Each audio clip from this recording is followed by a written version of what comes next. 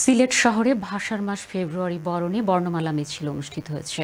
শনিবার সম্মিলিত নাট্য পরিষদ সিলেটের আয়োজনে নগরের সারদা হলের সামনে থেকে মিছিলটি শুরু হয়ে বিভিন্ন সড়ক প্রদক্ষিণ করে কেন্দ্রীয় শহীদ মিনারে গিয়ে শেষ হয়। মিছিলে বাংলা বর্ণমালা হাতে শিশু কিশোর, নাট্যকর্মী সহ বিভিন্ন শ্রেণী পেশার মানুষজন অংশ নেন। এ সময় তারা আমার ভাইয়ের রক্তে রাঙানো ২১শে ফেব্রুয়ারি সহ বিভিন্ন দেশাত্মবোধক গান গেয়ে সড়ক প্রদক্ষিণ করেন। নগরীর চৌহাট্টা এলাকায় কেন্দ্রীয় শহীদ মিনারে গিয়ে মিছিল শেষে গান, নৃত্য পরিবেশন করেন সাংস্কৃতিক সংগঠনের শিল্পীরা। এ সময় সংক্ষিপ্ত আলোচনা সভা অনুষ্ঠিত হয়।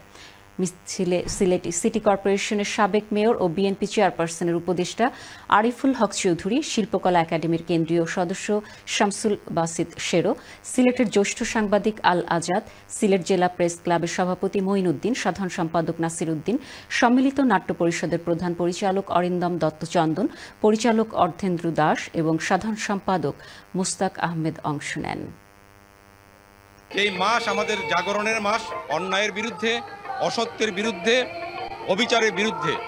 এই বার্তাটি এই মাসের মধ্য দিয়ে বা এই আয়োজনের মধ্য দিয়ে গোটা দেশে, গোটা জাতিকে জানান দেওয়া হয়। এই ভাষার প্রথম দিন থেকে শুরু করে আমরা যেন সম্মিলিত নাট্য পরিষদের এই ফেব্রুয়ারি মাসটাকে সম্পূর্ণ মাস উদযাপন করতে পারি। আমাদের মায়ের ভাষা, মাতৃভাষা প্রতিটি স্তরে স্তরে যেন এটা চালু হোক, এটাই হোক আজকের দিনে আমাদের সকলের অঙ্গীকার।